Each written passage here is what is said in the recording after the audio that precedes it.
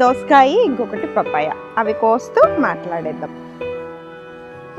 కలుపు ఇంకా తీలే. నిన్ననే వర్షం పడింది కాబట్టి ఇంకా మనిషిని మాట్లాడలేదు. ఇక్కడ ఉంది.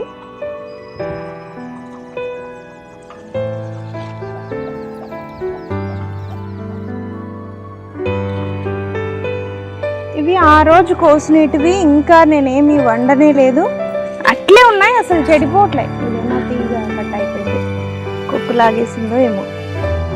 రాఖీనే సగం లాగేసింటాడు. ఈ మధ్య బండలు వేసి క్లీన్ చేసినప్పటి నుంచి రాఖీని వదిలేసాం ఇటు పక్కకి, ఎందుకంటే కుక్కులు కానీ కోళ్ళు కానీ రాకుండా భయపడతాయి. ఇప్పుడైతే చెట్లు ఏమీ లేవు కాబట్టి రాఖీ ఏమీ పాడు చేసేకి లేదనేసి